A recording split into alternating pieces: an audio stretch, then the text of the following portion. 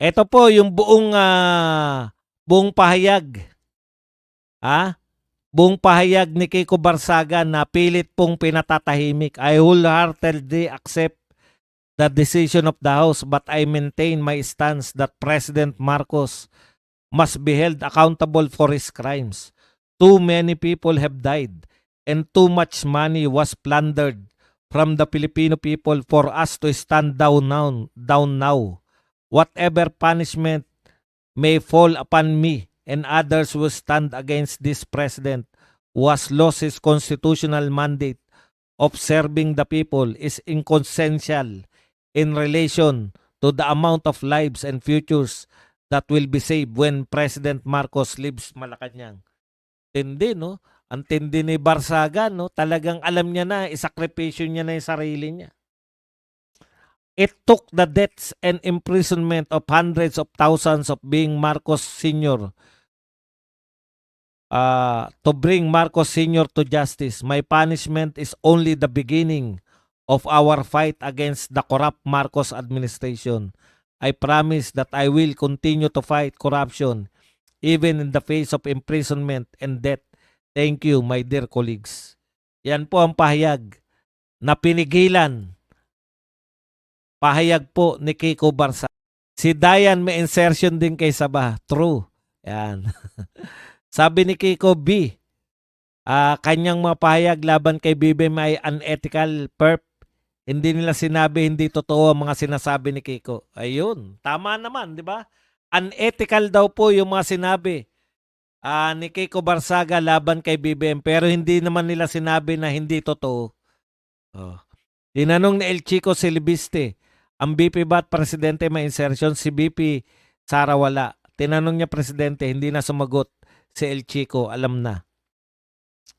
Marcos Legacy, kasama sila.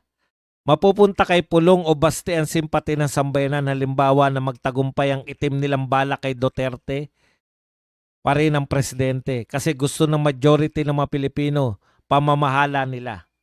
TDS. Yan. Sabi ni Jogay. Sir Badong, kasama ka ba sa Christmas ID ng SMNI kung meron po? Secret. Lauren Carlo, Boss Buds, hash money tawag dyan para walang magsusuplong. Lahat ng may alam, bigyan mo except kay BP Inday. Sinubukan noon, vulgar niya din. Correct. Ano na, December na, si BBM pa rin ang presidente. Congratulations. Isa na naman pong achievement. Nalagpasan na naman ni BBM ang isang buwan. Yan na lang po kaya nila ipagmalaki.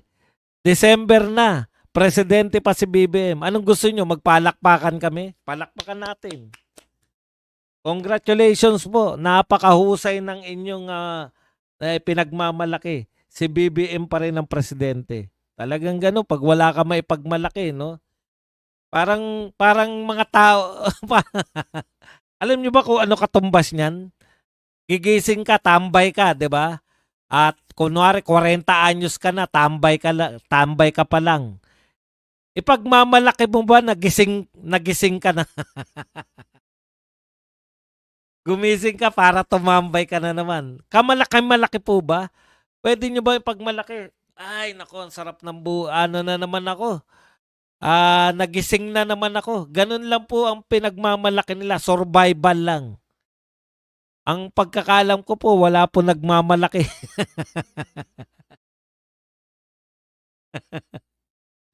Wala po nagmamalaki. Pag tambay ka lang, 40 anyos ka na. Pasensya na po yung mga tambay. Ginawa ko lang kayo halimbawa. Pero alam ko po yung nararamdaman ninyo. Hindi nyo po na ipagmamalaki yung sarili ninyo. Hindi po ba?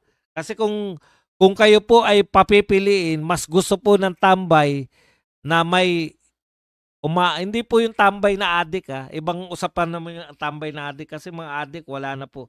Ayun, meron din nag-comment December na, nagdudusa pa din tayo dahil si BBM pa rin ang Pangulo. Yan ang mas maganda.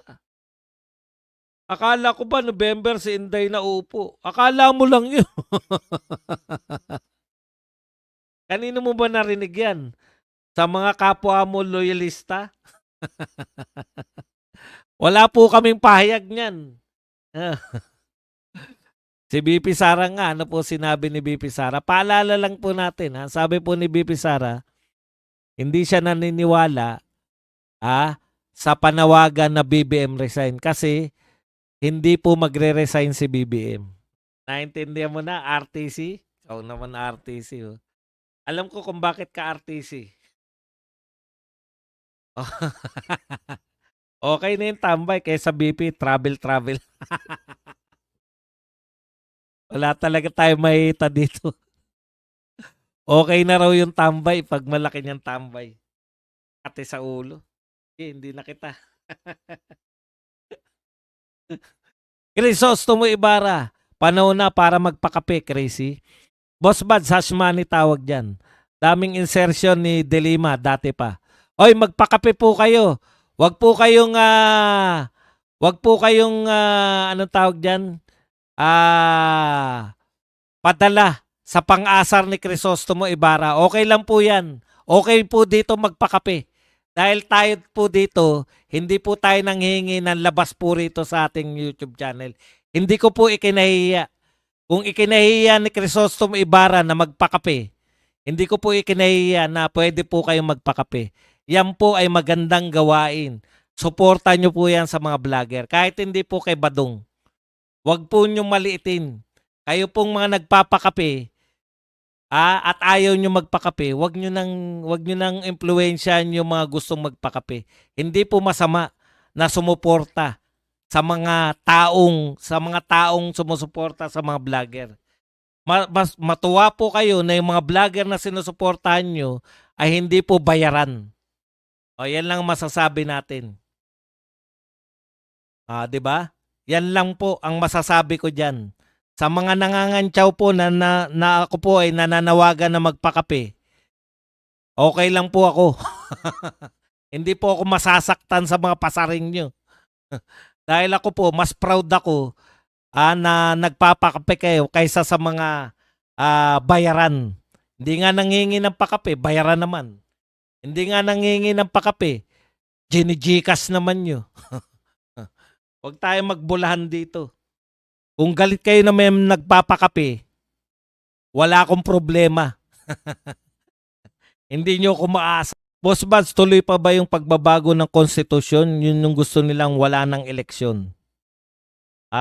Malabo po yan sa ngayon. Good morning Kabads sa lahat ng kababayang Pilipino. Jobs. Kung ma-impeach po ba si BP at si Mayor Baste maging presidente, may possible po ba maabsuelto si BP at makatakbo po na po ba ng presidente if ever lang po? Hindi ko po, ang dami po, ang dami po nung mga binigay po ninyong na anong tawag doon, yung dapat, marami masyado yung kwento sa tanong po ninyo. Ang importante po, sa ngayon, wala po makakapigil kay BP Sara. Yan, kung sakali po na makumbinsi po nila ulit yung mga congressman na pumirma sa impeachment ni BP Sara, sa kasalukuyang kalagayan po ng Senate, panalo pa po tayo. Pero malay natin, 'di ba, magbago sila. Yan.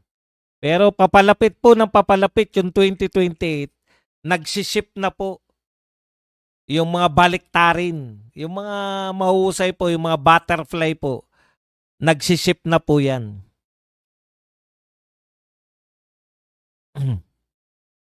Good morning Kabads sa lahat ng kababayang Pilipino. Yan. May the Almighty Father bless, heal, protect, prosper, and forgive you and your family, FPRRD and his family and the Filipino people, always through Jesus Christ our Lord and Savior. Amen. Jabs. Loren Carlo, Boss Buzz, unethical daw yung mga post ni Kong Miao sa FB. Yung video ni Laila sa taong may asawa, hindi ba unethical yun? Hindi naman video. Yung pag-amin niya mismo. Kasi yung video, hindi natin sigurado kung si Laila de Lima yun. Hi, Chrissy, Jabs. Manuel Kamama. Yung mga Cavite rep bumoto ba para suspension ni kabayang Kong Kiko? Aba, hindi ko na po nalaman kung sino po mga bumoto. Kaya ko po tinalakay si Dilima at saka si Jokno kasi member sila ng Ethics Committee. Boss Buds, pag magtagumpay yung complaint nila Kitty at Baste na habeas corpus, mapapauwi ba si PRRD? Eh hawak na po ng ano eh. Hawak po ng ICC. Halimbawa po, sinabi na Supreme Court na pauwiin. O yun po yun, yung ang a-action dapat nun yung gobyerno ng Pilipinas kasi may utos yung Supreme Court eh. Halimbawa, sinabi ng Supreme Court na mali yung ginawa nila. So, illegal yung pagpapapunta ron. So, gagawa dapat ng paraan yung gobyerno para mabawi si Tatay Digong kasi siya yung ano, siya po yung sila po yung dahilan kung bakit napunta ron. Okay. Bakit wala na yung account name sa YouTube? Hindi ko po alam kung ano po yung ibig sabihin ng bakit wala na yung account name sa YouTube. Account name po nino ni Barsaga. Meron pa po. Kakikita ko lang. Jobs, matagal ka na sa Mars, ilang buwan. Presidente ng magnanakaw hanggang ngayon, presidente pa rin. Majority ng taong bayan naman ang husga, tuloy lang tayo. Correct. Si Kitty, marami nag-push na tumakbo as councilor ng Davao, sabi ni si Sara Mera. Yan. Nakakapag-comment, huyo sila sa iyo po. Inggit lang yan, Sir Badong, sabi ni Maria Surak.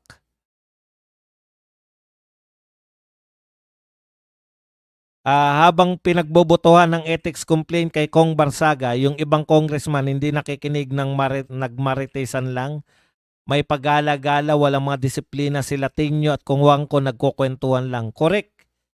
Kitang-kita po yan. Alam nyo po, nakapanood po ako ng mga privilege speech. Diyan din po sa sa HOR. Ganyan po eh. Habang nagpe-privilege speech yung aming congressman, wala nakikinig. Badong, pabor ka ba sa federal government? Ako po, pabor ako. Kaya lang yung Pilipino hindi pa naunawaan. Pabor ako sa federal government, pero hindi po yan ang lulutas ng corruption ngayon. Nakuha nyo po? Pabor ako balang araw. Halimbawa po, si BP Sara na nakaupo. Malulutas niya na. Ang immediate kasi na dapat lutasin yung corruption eh. Yung kasi, yung federal government, pwede naman yan pagka naayos na natin yung corruption kasi malaking usapin po yan eh.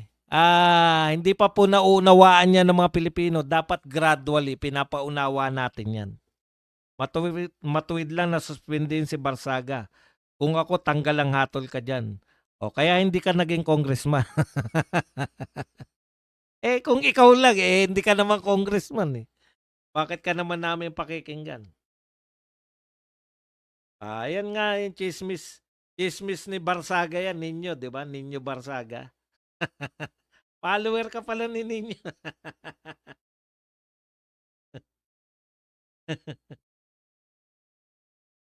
Maraming salamat, Koreano.